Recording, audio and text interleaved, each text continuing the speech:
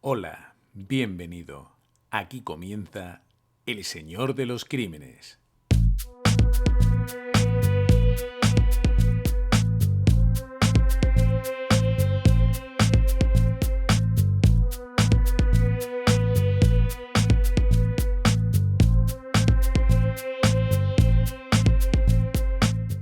Hoy viajamos hasta la historia impactante de una mujer, Aurora Rodríguez Carballeira, una mujer que concibió una idea inimaginable, la de crear a un ser que cambiara la sociedad. Su niñez no había sido feliz, era tal vez demasiado inteligente y se dio cuenta de que no le gustaba lo que veía. Pensaba que la mujer estaba sometida al hombre, que apenas tenía personalidad propia, y decidió apartarse de ese concepto para formarse como un ser absolutamente independiente. Así llegó a tener un sueño. Creía que era posible dar a luz a una hija, a una niña, concebida para ser el líder de su sexo, y para eso estaba dispuesta a hacer cualquier tipo de sacrificio. Poco se sabía entonces del ADN y de sus posibilidades. A pesar de que ella tuviera claro lo que quería hacer, era muy difícil que su sueño se completara. Y sin embargo, de manera absolutamente sorprendente, su experimento funcionó. Su hija nació y la llamó Hildegard, nombre de origen alemán que puede traducirse como jardín de sabiduría. Ella lo eligió porque representaba exactamente lo que quería llegar a conseguir.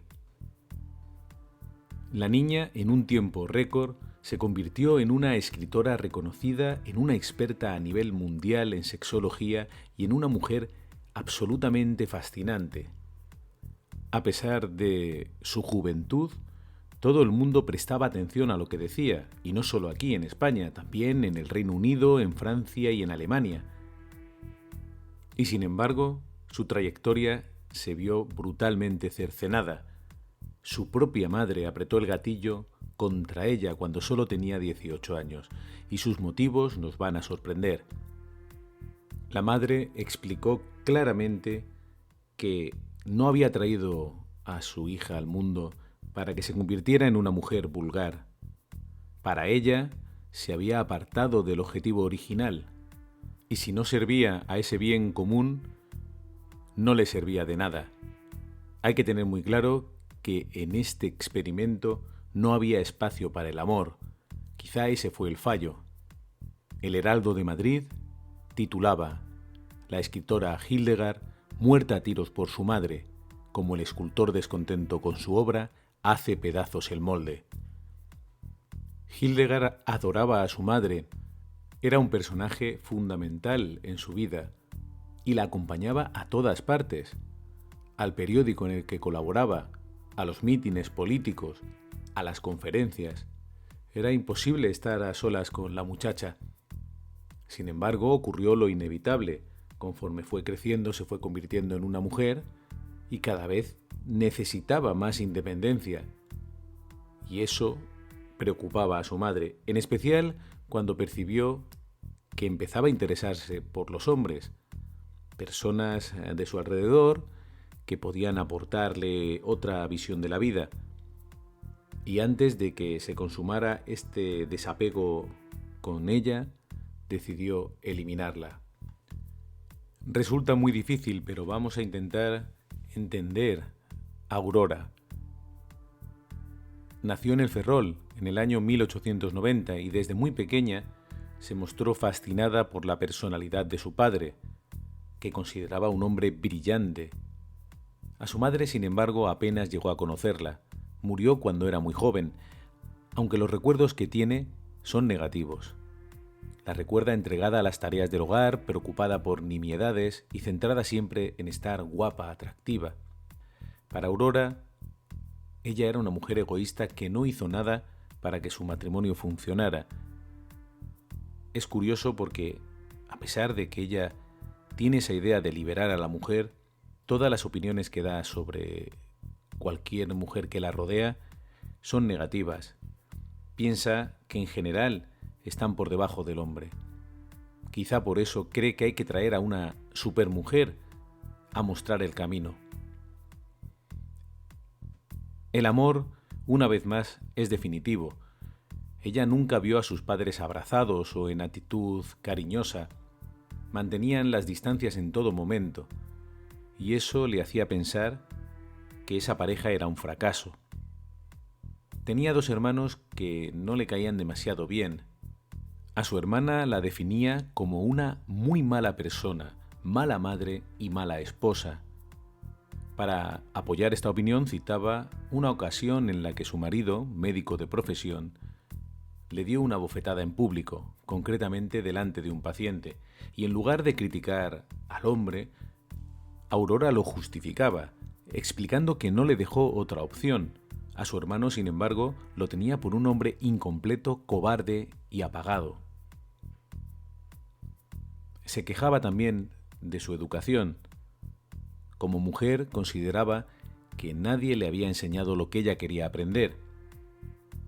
Eso sí, le enseñaron las cosas que les tocaba hacer a las mujeres: coser y tocar el piano, por ejemplo. Su madre murió cuando tenía 14 años y ella tuvo que hacerse cargo de la casa. Eso sí, aprovechaba todos los ratos libres para leer. Le gustaban especialmente los libros de los socialistas utópicos. Le fascinaban las ideas modernas que hablaban de un mundo mejor, y en especial se quedó impresionada con la idea de Phalansterio de Fourier, una comunidad autosuficiente en la que todo estaría equilibrado. Llegó incluso a fantasear con crear uno, pero solo era una niña. También las propuestas de Saint-Simon y Owen calaron en ella, y desde su creencia infantil pensaba que todo se podía poner en marcha de manera literal. Tal vez ahí nació la idea de cambiar el mundo a mejor. No le importaba sacrificar su propia vida y renunció a llevar una vida femenina tal y como se concebía entonces. Contaba que le marcó especialmente una experiencia que tuvo en el despacho de abogados de su padre. Su padre atendía a una pareja que se había deteriorado tanto que ella ya no podía soportar estar al lado del hombre que le había dado una hija. La trataba muy mal y para la mujer era insoportable el día a día. El padre de Aurora advirtió a la mujer que sin duda, si insistía en dejar a su marido, perdería la custodia de la niña. En aquellos tiempos lo habitual era que los niños se quedaran con el hombre, que era por lo general el que trabajaba y podía alimentarlos. Ante la tesitura de perder a la niña, la mujer prefirió renunciar a su felicidad y seguir junto a aquel mal hombre.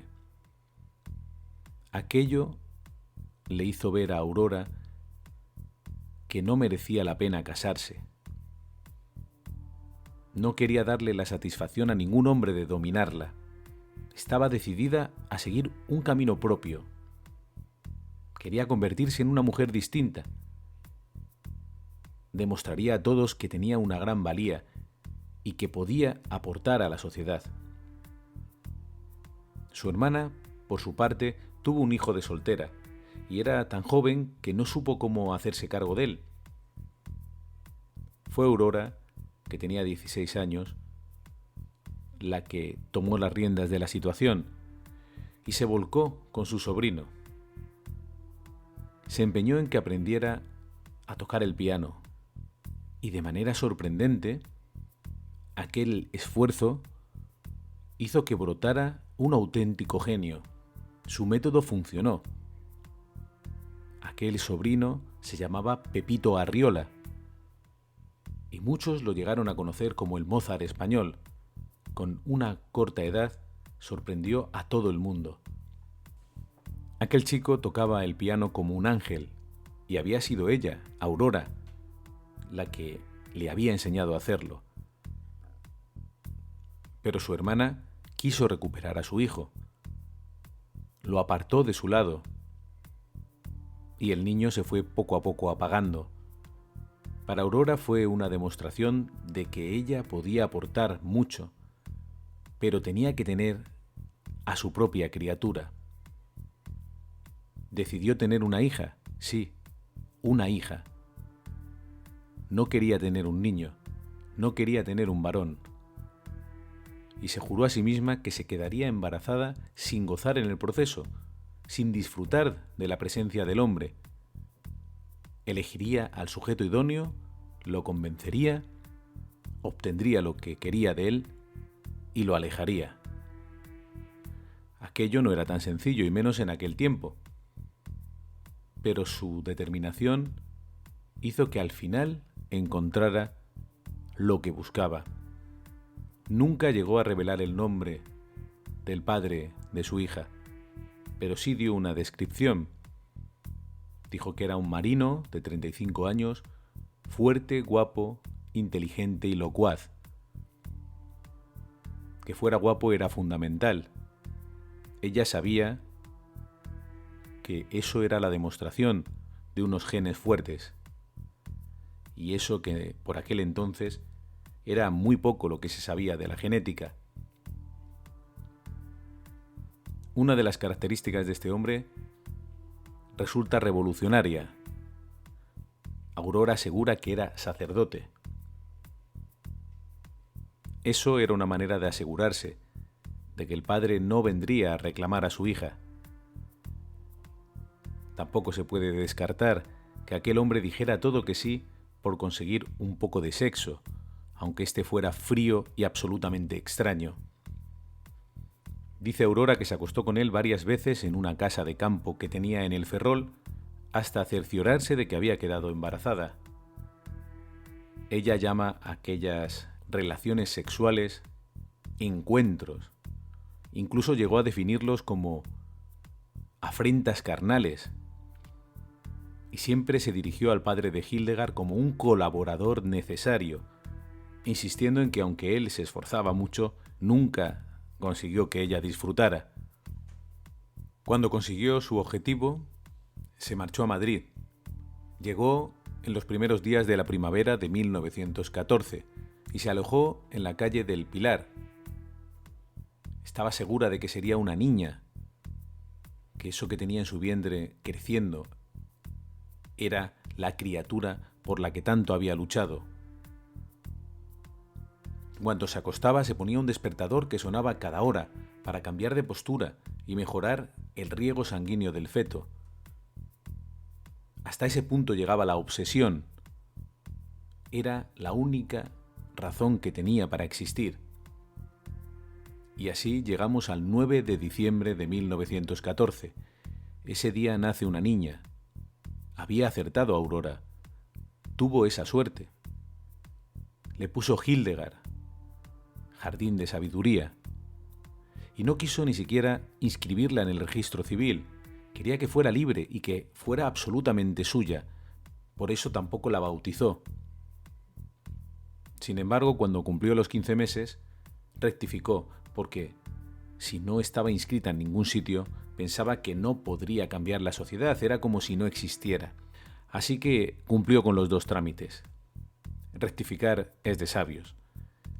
Desde el primer momento aplica todas las técnicas a su alcance para lograr que la niña avance en su aprendizaje. Los resultados son asombrosos. Con 2 años, la niña parece mucho mayor, habla con fluidez. A los 3 lee y toca el piano.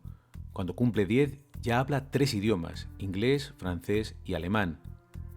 El secreto para ella es que no ha perdido el tiempo. No tiene amigos, no conoce el juego. Su diversión, si es que se puede llamar así, fueron los estudios. Le encantaba la filosofía y la sexología. Su madre precisamente se vuelca en este área del saber porque piensa que Hildegard debe conocer lo que ella considera que es el punto débil de la mujer, el deseo sexual. Es muy curiosa esta manera de ver el mundo, sobre todo porque tiempo después se le dará la vuelta a la tortilla y el que sería preso de este deseo sexual sería el hombre. Aurora piensa que si Hildegard sabe todo lo que hay que saber sobre el sexo y puede controlar su propio deseo sexual, pues nunca será la esclava de un hombre, no tendrá que ir a buscar a un hombre para satisfacer esta pulsión. Hildegard se acerca siempre al sexo desde una óptica fría y científica. Aurora le enseña a verlo como algo cotidiano. Ella se mantiene lejos de los hombres porque no quiere interferencias, pero al mismo tiempo le explica que en la sociedad esto está presente. Y de hecho animará a que su hija, en sus discursos, diga precisamente a las mujeres que deben disfrutar de su sexo.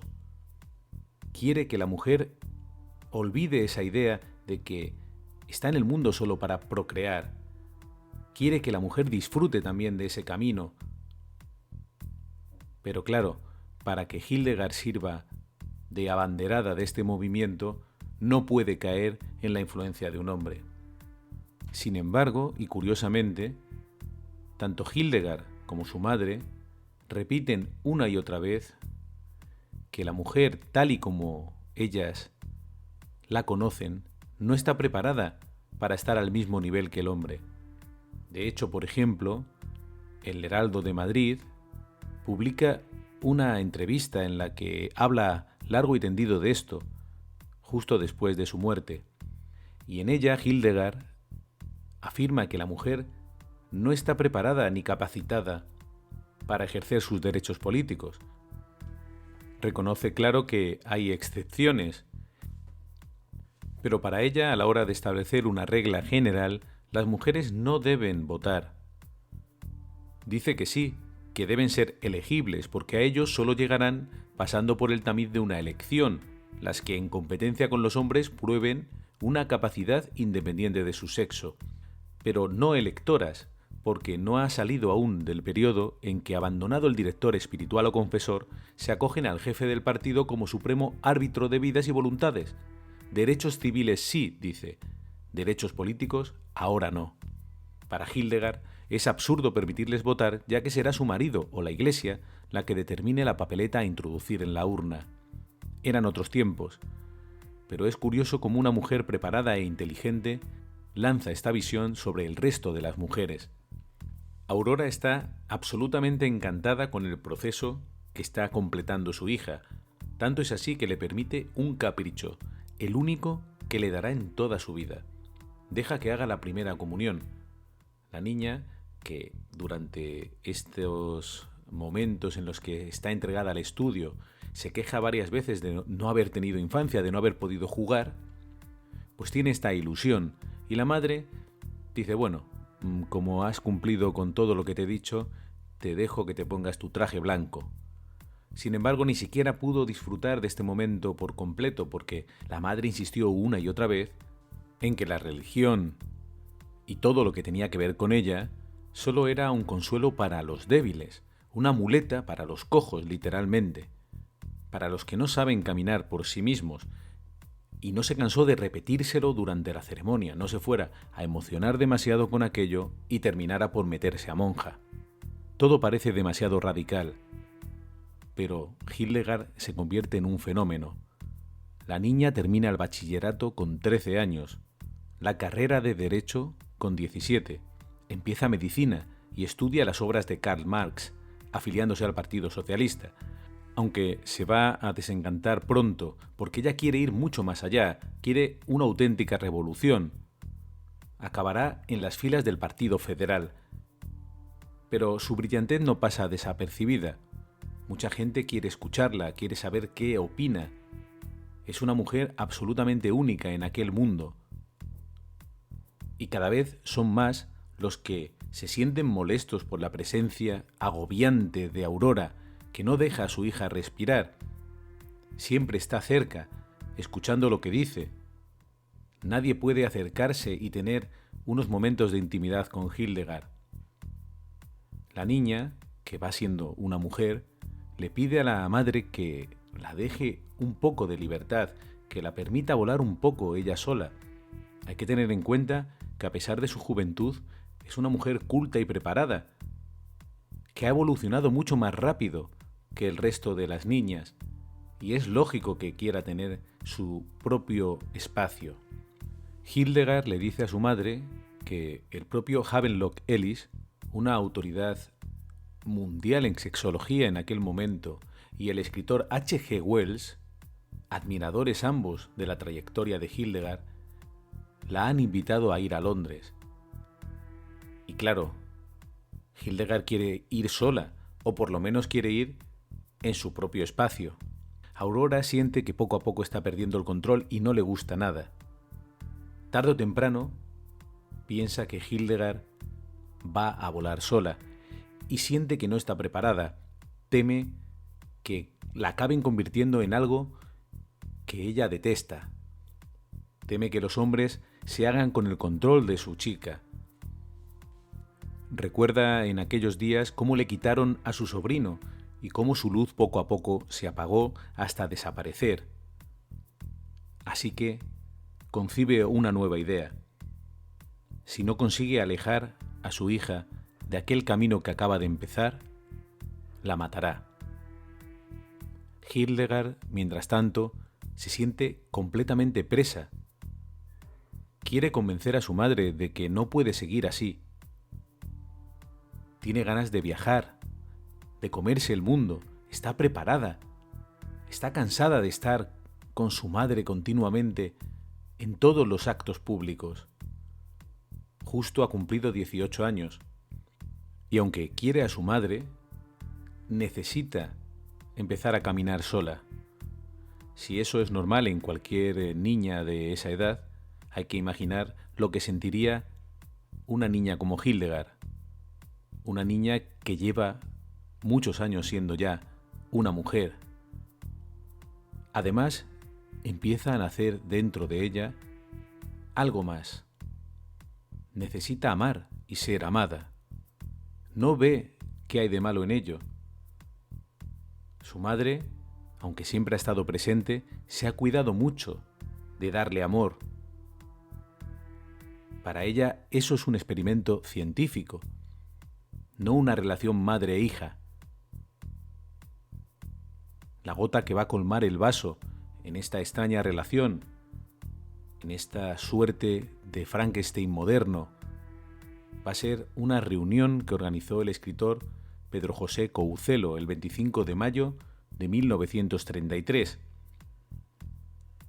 Ese día, los amigos del escritor se juntan para leer su obra, La Divina Locura. Hildegard asiste, y su madre también, claro. Entre los asistentes también está un político catalán, de nombre Abel Velilla, con el que Hildegard ya había coincidido anteriormente y había habido una conexión especial. A Hildegard le fascinaba la manera que tenía de hablar. Lo consideraba un gran orador y un hombre inteligente, y tenía ganas de conocerlo más. Las crónicas de la época sostienen que incluso se podría hablar de cierto enamoramiento, aunque el político siempre lo negó. De lo que no hay duda es de que Hildegard tenía ganas de tener una conversación a solas con él. Seguramente tenía ganas de tener una conversación a solas con cualquiera, pero lo cierto es que Velilla le llamaba de manera especial. 2 días después, Aurora manda a Couselo, a su amigo, una nota citándole en la azotea de la casa en la que ella vive con su hija, en la calle Galileo. Le dice que es muy urgente. El escritor, lógicamente, acude y se encuentra a Aurora absolutamente fuera de sí. Le dice que teme perder a Hildegard. Cuando el hombre trata de tranquilizarla, ella insiste: «Mi hija no está en este mundo para contraer matrimonio. Casarla sería tanto como sacrificar la misión para la que ha venido a la tierra». Couselo se sobresalta. No entiende a qué viene esa actitud. Es posible que la chiquilla quiera intimar un poco con Velilla, pero, desde luego, nadie ha hablado de casarse. Es probable que ni siquiera quiera traspasar la línea de la amistad. Pero claro, Aurora está viendo que Hildegard demanda esa intimidad y no lo soporta. Couselo intenta tranquilizarla, pero no lo consigue. «Mi hija es mía y haré con ella lo que quiera», insiste Aurora. 2 días después de este encuentro, Couselo podrá hablar con Hildegard, que se muestra desesperada por teléfono y que le confiesa: «Solo tengo ganas de morirme. Mi madre no me comprende». Aurora observa a su hija con preocupación. No quiere que sufra, pero ¿qué otra cosa puede hacer? Están tratando de arrebatársela. Esta idea cada vez crece más. De hecho, Havelock Ellis publica un artículo sobre su hija en la revista de Adelphi, que para ella es la confirmación de sus peores temores. Se titula La Virgen Roja. Alaba sus cualidades, pero critica la sobreprotección que ejerce Aurora. Y lo que más detesta es que el acento se pone en su sexo. No va a dejar que perviertan a su hija, no lo consentirá. Aurora es consciente de que ha creado un arma muy poderosa, algo único que no existe en ningún otro lugar del mundo, y no va a dejar que caiga en malas manos. Aurora tenía un revólver Velodog pequeño y manejable. Practica con él durante días, disparando a latas y a botellas. No sabe si se va a atrever a hacer lo que tiene que hacer. No deja de darle vueltas a lo que podría haber sido su hija. La noche del 8 de junio de 1933, mientras su hija duerme, repasa los buenos momentos que ha vivido con ella. Está orgullosa, pero también decepcionada. Su hija es un portento, pero es gracias a ella. Nadie puede alejarla de su madre. Cuando amanece el 9 de junio, sabe que le queda poco tiempo. Tiene que actuar. Se acerca a la cama de su hija y dispara. El sonido la estremece. La bala impacta en la cabeza de Hildegard, entrando por la sien izquierda. Sin dudarlo, vuelve a apretar el gatillo y otra bala se aloja en el cráneo de la joven. A continuación apunta al corazón y dispara, y luego una vez más. Ahora ya podrá descansar en paz. Ahora ya no tendrá que preocuparse por los hombres que trataban de pervertirla. Ahora su hija, su creación, descansa. Si Hildegard no podía ser lo que ella quería, no merecía vivir. Aurora diría ante el juez: «No queríais su cuerpo, aquí lo tenéis. Su alma es solo mía». Tras cometer el crimen, Aurora se entregó. En octubre de 1933 concede una entrevista a la revista Crónica, en la que se explaya a sus anchas. Dice: «Yo eliminé a mi hija porque debía, sobreponiéndome a todo sentimentalismo bastardo. La acción no tiene más que 2 polos, el de la sensibilidad, sexo, maternidad, amistad, caridad, odio, afinidades o antipatías sensitivas, y el polo intelectual. Yo siempre he operado exclusivamente en torno a mi polo intelectual, por eso estoy serena, sin las tribulaciones que engendra el error. Si mi hija volviera a nacer y se repitieran en ella, en mí y en torno a ambas las circunstancias que determinaron su eliminación, yo volvería a hacer lo que hice, y así en 100 reencarnaciones si yo creyera en ellas. Antes amaba a la humanidad entera, que quería ver superada en mi hija, nacida para guiarla y redimirla de sus miserias y dolores, pero a partir de aquel día en que se cumplió lo inevitable, solo vivo para mí. Hoy soy una perfecta egoísta, otra mujer distinta. La madre de Hildegard murió el mismo día y a la misma hora que su hija. La que sobrevive es otra. Es la presa Aurora Rodríguez, que no tiene miedo a ser un día la penada número tantos, porque ni teme ni rehúye ni le importa la justicia histórica de los hombres». En prisión se convierte en una presa molesta, porque enciende a las otras presas, no deja de arengarlas con sus ideas innovadoras y provoca incluso varios altercados. Por otro lado, los especialistas en la salud mental la evalúan para saber si está loca, pero ella insiste en que está completamente cuerda y más despierta que la mayoría de los médicos. Los primeros en emitir un diagnóstico serán los doctores Vallejo Nájera y Piga, que determinan que no presenta síntomas de enfermedad mental. Es más, destacan que tiene una inteligencia superior a la media. Eso sí, la califican de egocéntrica. Sin embargo, otros especialistas determinarán que sí, que puede tener algún tipo de trastorno mental. El estudio de esta mujer se va a convertir en uno de los más apasionantes análisis psiquiátricos del principio del siglo XX. Aurora llega a explicar que, como es lógico, su hija, en el último momento, entendió que no quedaba otra salida que la muerte, que se había pervertido y que no tenía sentido seguir adelante.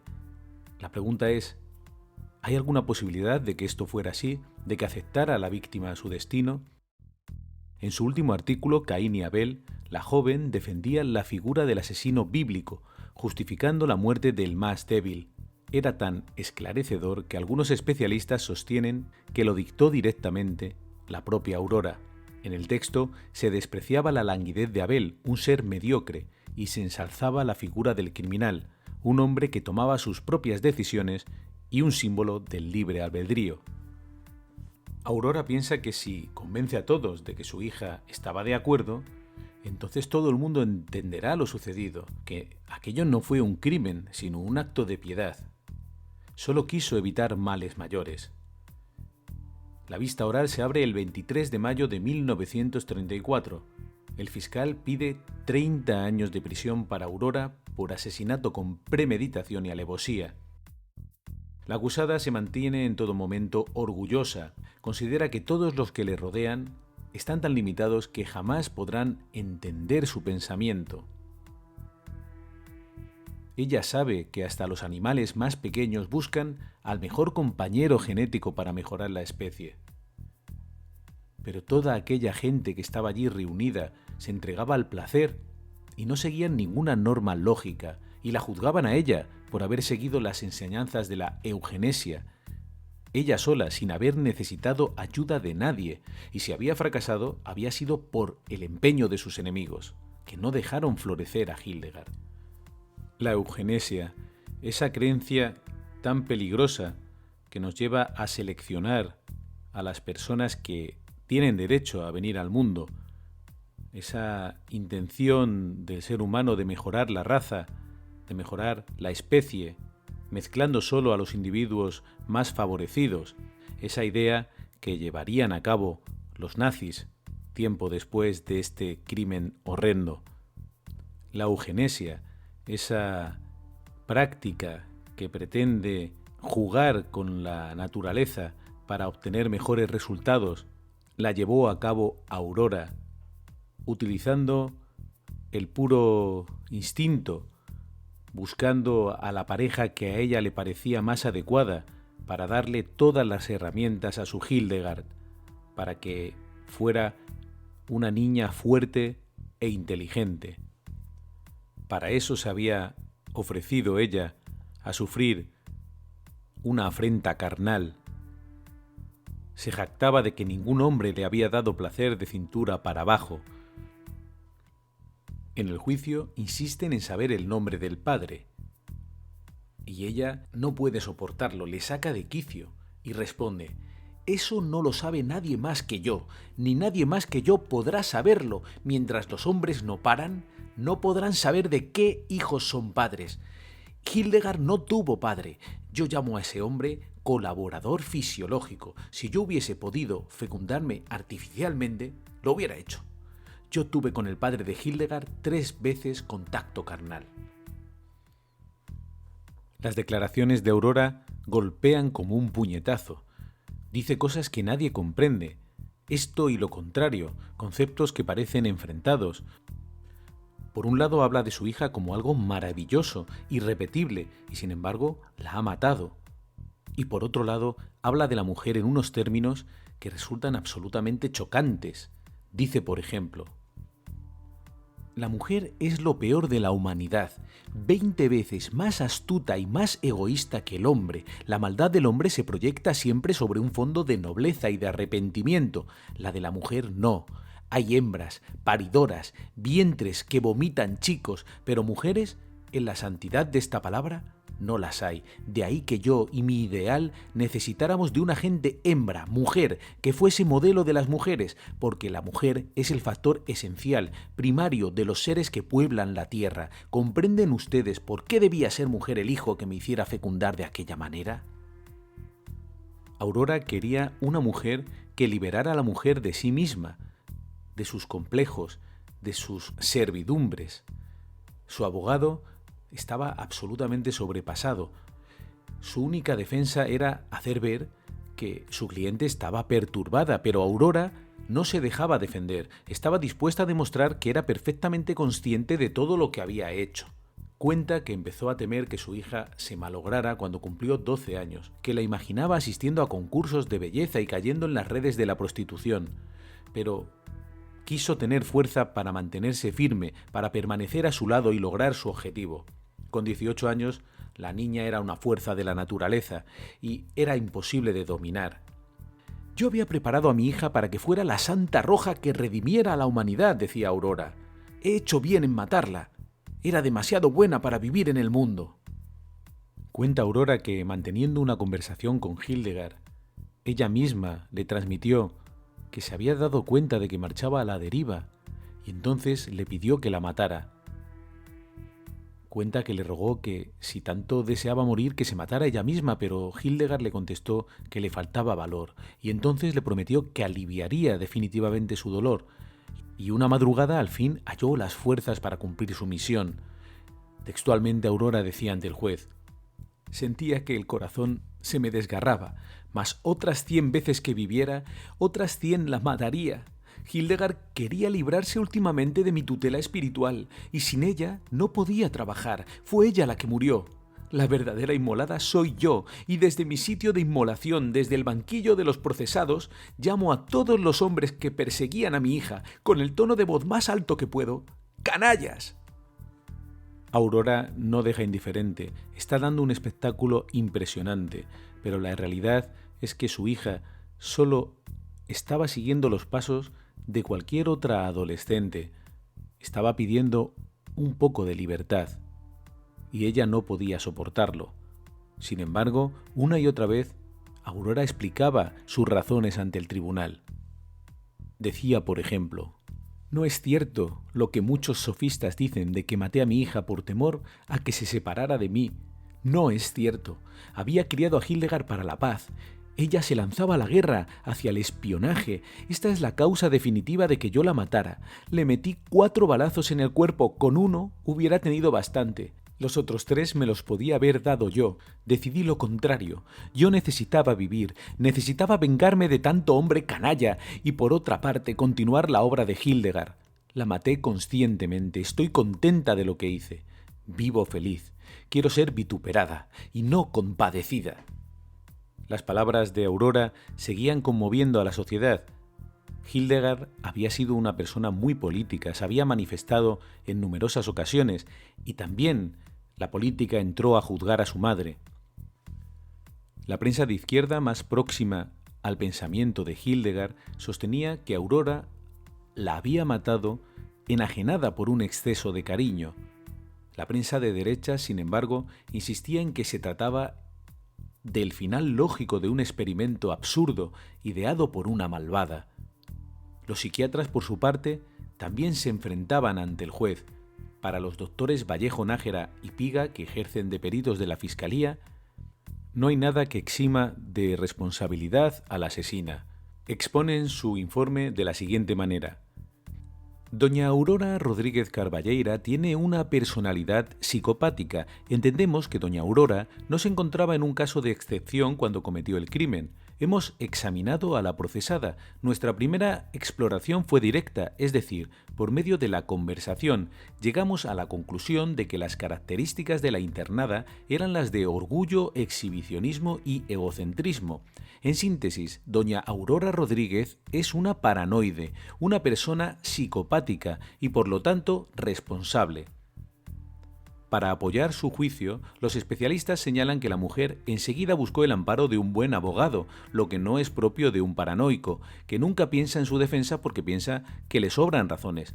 Para dejarlo claro, explican que no es que consideren a Aurora plenamente responsable, pero sí lo suficiente, y terminan dirigiéndose al jurado. Es una medio loca.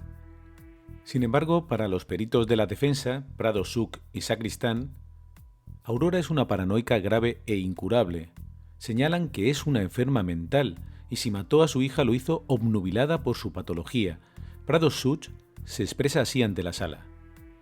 Los peritos no podemos actuar desde el ángulo fiscal, sino desde el patológico. Desde mi correspondiente punto hablaré. Después de hacer múltiples exploraciones a doña Aurora, sentamos la siguiente conclusión. La idea delirante de la examinada es reformar la sociedad por procedimientos eugenésicos y con el método de la vasectomía. Este método, aun admitiendo la regeneración de la sociedad por la eugenesia, resulta inexplicable. El tipo paranoide es el primer escalón de la paranoia.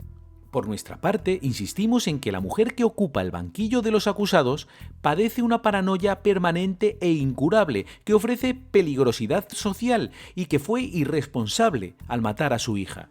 Como vemos, el debate trasciende el ámbito de la criminología, del derecho, y que profundiza absolutamente en el análisis de la mente criminal.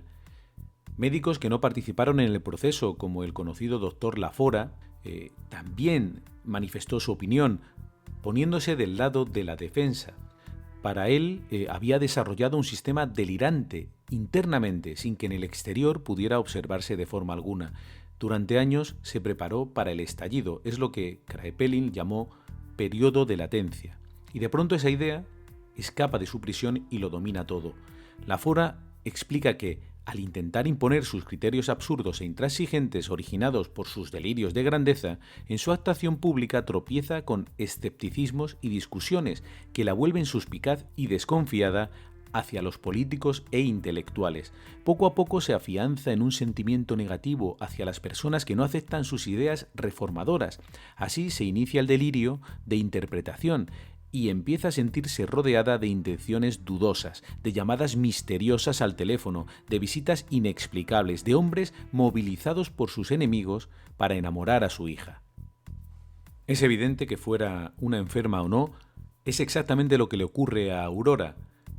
Entiende que todo el entorno de Hildegard la amenaza y que quiere pervertirla y destruirla. El abogado de Aurora, Mariano López Lucas, hizo un esfuerzo titánico para conmover al jurado. Quiso convencerlo de que sufría una patología que la hacía estar confundida. Concluye que es su enfermedad la que la ha acorralado y la ha llevado a matar a lo único que tenía en la vida. Pero Aurora entiende que si es declarada no responsable, todo su proyecto vital se vendrá abajo. La tildarán de loca y no entenderán que lo que estaba intentando hacer era mejorar la sociedad. Así que insiste en que sabe perfectamente lo que ha hecho y que lo volvería a hacer. El abogado se rinde. El juez da la vista oral por cerrada y pide que el jurado se retire a deliberar. 13 horas después se emite el veredicto. Culpable. Se entiende que el 9 de junio de 1933 Aurora disparó 4 veces a su hija mientras dormía. La razón es que ésta le había dicho que tenía decidido marcharse de casa. Para el jurado fue una decisión razonada y no la consecuencia de una patología. El tribunal la condenó a 26 años, 8 meses y 1 día de prisión. Aurora respira aliviada. No hubiera podido soportar ser declarada loca. Ahora el mundo tendría que considerar su obra como algo hecho con esfuerzo y no como la consecuencia de una enfermedad mental. La guerra civil emborronó esta historia y la enterró en el olvido durante muchos años. Se sabe que cuando ingresó en prisión Aurora siguió dando problemas. Seguía con sus arengas y sus discursos, incitaba a las presas a la rebelión, incluso se mostraba violenta y llegaba a golpear a los funcionarios. Tanto es así que se solicita que la vuelvan a valorar desde el punto de vista mental y se decide que el 24 de diciembre de 1935 ingrese en el Hospital Psiquiátrico de Cienpozuelos. Durante muchos años se contó que el 18 de julio de 1936 Aurora desapareció sin dejar rastro. Unos aseguraban que la habían liberado, otros que se fugó. En realidad, las investigaciones posteriores descubrieron que no sucedió ninguna de las dos cosas. Nunca salió del psiquiátrico. La culpa le acompañó hasta el último de sus días y se fue apagando. Cuentan que sufría horribles dolores que la obligaban a permanecer en la cama hecha un ovillo, y a pesar de ello se negó a que los médicos la atendieran. No quería ayuda. Vivió en soledad y así murió, completamente sola. El fin de su agonía llegó el 28 de diciembre de 1955. Quiso la casualidad que fuera precisamente en el Día de los Santos Inocentes. No se le pudo practicar la autopsia y no podemos saber exactamente qué es lo que le ocurría, pero por los síntomas los especialistas sospechan que seguramente se tratara de cáncer de estómago. Yo pude volver a la madrileña calle Galileo, donde ocurrieron los hechos, a recuperar la historia, y pude comprobar que nadie sabía quién era Aurora Rodríguez Carballeira. El olvido quizá fue el castigo para este execrable crimen. Ya no podremos saber hasta dónde hubiera llegado aquel jardín de sabiduría, aunque por fortuna podemos volver sobre su historia para estudiarla. Hay una película dirigida por Fernando Fernán Gómez llamada Mi hija Hildegard y filmada en 1977, y también varios libros que profundizan en este enigma. Uno muy interesante es el de la profesora Rosa Cal, que en su libro A mí no me doblega nadie incluso da el nombre del presunto padre de Hildegard. Siempre es difícil comprender qué lleva a una madre a matar a una hija, pero en este caso incluso es más difícil de entender, porque Aurora concibió una idea que parecía condenada al fracaso, pero sorprendentemente todo le salió bien. Quiso quedarse embarazada y tener una niña, y la naturaleza le dio una niña. Quiso que se convirtiera en una mujer inteligente y admirada, y lo logró, y cuando estaba en la cima, decidió asesinarla. Comprendió tarde que el ser humano es libre, que el ser humano no puede estar controlado a las 24 horas, que nadie puede jugar con otra persona como si fuera un muñeco, por mucho que sea la madre. Recuerdo que cuando me sumergí en la investigación de la historia de Hildegard, me sobrecogió profundamente. Era difícil de creer que algo así hubiera sucedido en Madrid, en España. Recuerdo ir con algunas referencias, con algunos breves, a la hemeroteca y descubrir los recortes de prensa con esas fotografías en las que incluso se ilustra la muerte de Hildegard, recuperar uno a uno esos artículos que ella fue escribiendo y publicando y reconstruir esa forma de pensar que tenía Hildegard y también su madre, resultó apasionante. Es uno de los casos que golpean sin ninguna duda nuestro interior, que nos hace preguntarnos muchas cosas sobre el sentido de la relación humana, sobre nuestro comportamiento. ¿Qué pudo llevar a Aurora Rodríguez Carballeira a convertirse en una especie de doctor Frankenstein, a crear a una criatura sin lo más básico, que es el amor de una madre por su hijo o por su hija? Ese mismo concepto, esa falta de amor, es lo que al final justifica también la muerte de la criatura, la muerte de Hildegard. Y eso que Aurora decía, que si había matado a su hija había sido precisamente en un acto de amor, pero estaba confundida. Cuando ella actúa es porque ha perdido el control de algo que ella considera que es muy importante. Ella ha traído al mundo a una enviada que viene a liberar a la mujer, y solo a eso, y cree que ha podido quitar el resto como si fuera una figura de arcilla, eliminar aquello que nos hace humanos. Hildegard, lógicamente, quería amar y ser amada, quería interactuar con los demás y no ser una enciclopedia de datos. Aurora, si hubiera querido realmente a su hija, lo hubiera terminado por entender. Sin embargo, como si esto fuera un proyecto de botánica, decide destruirlo. Y aunque Hildegard se llamaba así porque su madre quería que fuera un jardín de sabiduría, en realidad era una mujer brillante que tal vez hubiera aportado muchas cosas a la sociedad de la época. Muchas gracias por haberme acompañado hasta aquí. Yo, por mi parte, te espero en el próximo programa.